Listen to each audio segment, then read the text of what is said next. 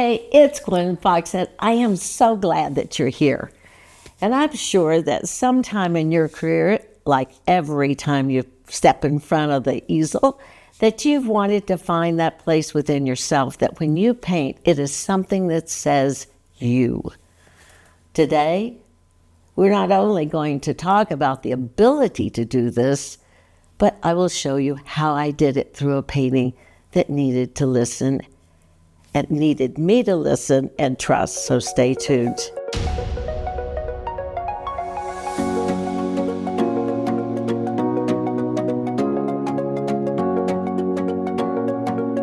Now, I'm not going to be talking about technique. I'm not going to be showing you technique. You can get this in workshops. You can get it all over YouTube. This is deeper than that. It's something that all artists need to know and how to capture within themselves as well as their paintings. So what is it? Well, within yourself, there's a goal of every artist to find yourself to put in the painting. When you start a painting, you hope that you can convey what's in your heart and put it on the paper and the canvas. But after a few layers, you start to wonder, you don't really know where to go. And you look at what you have created and you just want to throw it away. Doesn't seem to be anything. Why? Where do you go from here? Standing before you is something that was in your mind, was wonderful. It was going to be wonderful, and now it's nothing. Have you ever had that feeling? I have.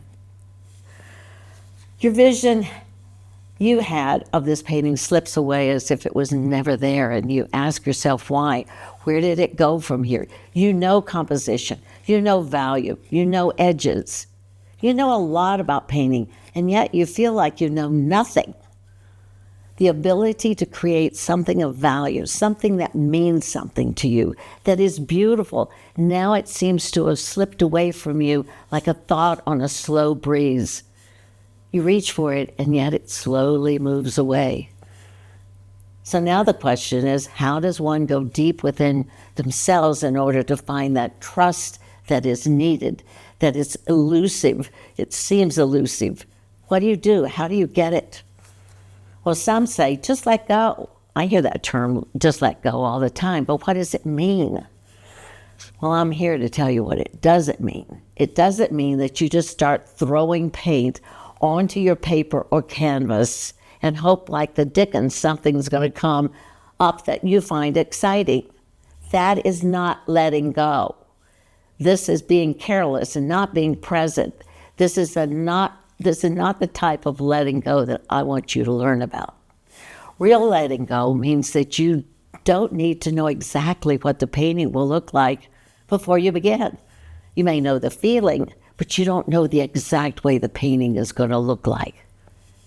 The way I look at it is this: if you know exactly what it's going to look like at the end, that you've never had a fresh experience, an exciting experience, a way of getting into the painting and becoming one with it.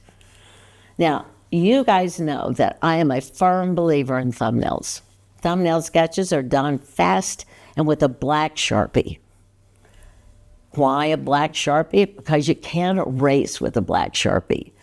Don't use a pencil because you're going to be tempted to erase. Thumbnails are easy when you do them small. I usually do 10 or more before I start a painting. Now, a lot of people say, well, I can't do thumbnails because it stifles me, or I feel like I'm going to be painting by number. I get that, but remember, a thumbnail is merely a guide. It is to help you decide on a design that gives you a great start and that is filled with possibilities. And as you know, every painting goes through the ugly stage. I call it the teenage stage. Some call it the messy middle. Now, when you reach this stage, you're not sure what to do or where to go.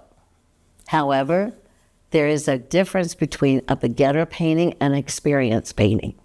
Because the beginner painting says, oh, I've ruined it.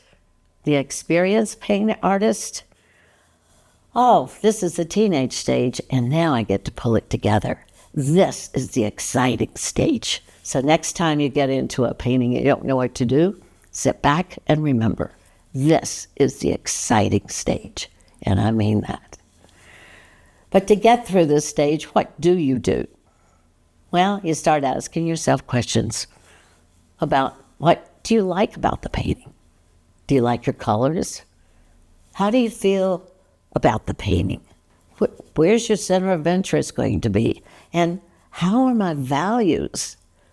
How am I going to take the viewer to my center of interest? Will it be with shape, color? Will it be with edges? And then you look at the painting and you start listening to the painting. Listening. Because we are usually so interested in making a good painting, we do not bother to listen to the painting. And not listening to the painting is one of the worst things that an artist can do. Why? I got news for you. The painting knows more than you do. So instead of forcing your painting to be like the original plan, listen to it, feel it, sit with it. And this is when I definitely want you to reject the temptation to pick up your brush and move some paint around and hoping some magic will happen. If you listen and ask questions, it is not a one-way thought process, because then you and the painting become one, and you're having a conversation with each other. But doing it this way takes a ton of trust. Takes a lot of trust. But does this make sense at all to you? Leave it in the comments. Let me give you an example of how to listen to a painting and how to trust, because this happened to me. I did a thumbnail for a painting, and it was for an abstract, and some of you may have seen it, but it is worth repeating. All right, here is a painting that I decided I didn't like. It has collage on it. It's not a good design. And so I wanted to paint over it. It's a 48 by 48. So I drew a design, thumbnail sketch, see the fancy paper and all of that. This is newsprint. I love newsprint. I think it's fantastic. And so I drew this on, and then I transferred it to the canvas. Now, I have also, underneath this, I've scraped everything off, and I've put on some layers. And here is the design drawn on, and I come out to the studio, and what do I see? I see a dog. Here is the dog. It is so prominent. It is so like, I want to be a dog. So I said, all right, I'm going to listen to you. I'm going to make you a dog painting. So here it is. I've started bringing out the dog. What does the dog look like? I have no idea what this dog is going to be like. But I progress. I've got drips. I'm getting to fall in love with this dog. And so I put turquoise on this dark shape on the right. I've removed some of the drips. Didn't want all of those drips. I don't know, the dog is beginning to develop a personality of which I like. And this is the final piece of the dog. So, okay, so now it's a 48 piece of the dog, but I had this vision of this being an abstract. And this abstract is what I want to be able to do. So I pull out another 48 by 48 canvas, and I draw the design. And of course, here is the design. You can see the dog. It is so obvious. But now what I have done here is I have drawn on this design with charcoal, and then I've added some transparent colors and Gamsol, because this is an oil.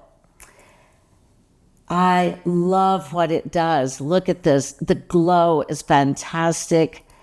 It is just, I don't know, there's something about this that really makes me love this type of painting. Here's another shot of it. It's just the blending of the colors. It's so, I don't know, it's just wonderful. So now I'm starting this. Now look, I have in this painting a bird. Why do I keep getting animals? I have no idea. So, okay, I remove the eye of the bird, and I am trying to remove the bird totally. And I'm beginning to see shapes now. I'm adding some color, adding different colors, stronger color, trying to develop not only the shapes, but the feeling of holding it together with the white, perhaps. Then I said, well, maybe I need to tone this down a little bit. Maybe it's getting a little bit too strong. So I add white, then I add drips, and I'm beginning to feel like, yep, I am in the messy middle. So then I pull out an oil stick, a beautiful blue oil stick, and then I have fun, and I'm just putting it on with abandon. And then, of course, I'm finding my shapes. And I have decided that the center of interest is going to be on the left, and I've got to take my people to the center of interest. And so I'm adding more white to hold this together, getting some movement in here. I'm really liking the soft edges, how it's holding together, how it's being. I don't know, it just has a good feeling to me. And then, of course, I decide, well, maybe not.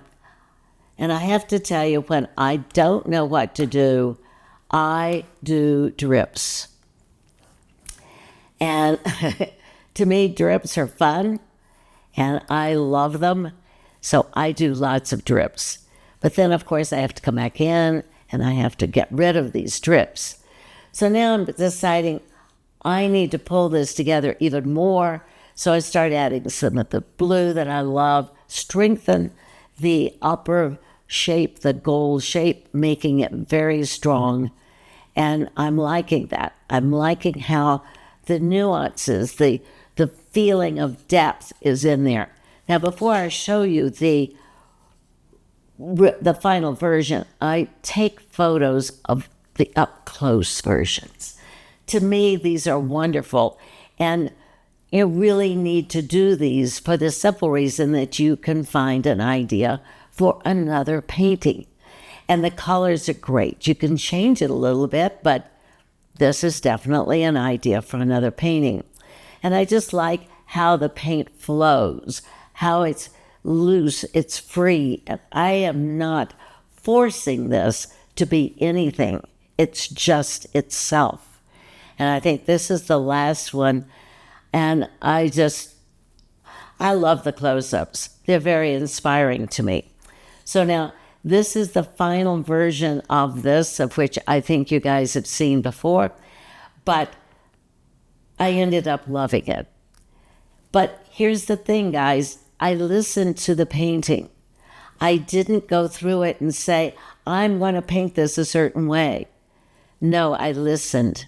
And that's what I want you to do. So this is going to help you so much because your paintings are going to be so much deeper. So anyway, I hope you've enjoyed this. Please leave a comment. Let me know what you think. And if you've got questions, I will answer them. I love you, and we'll see you next time.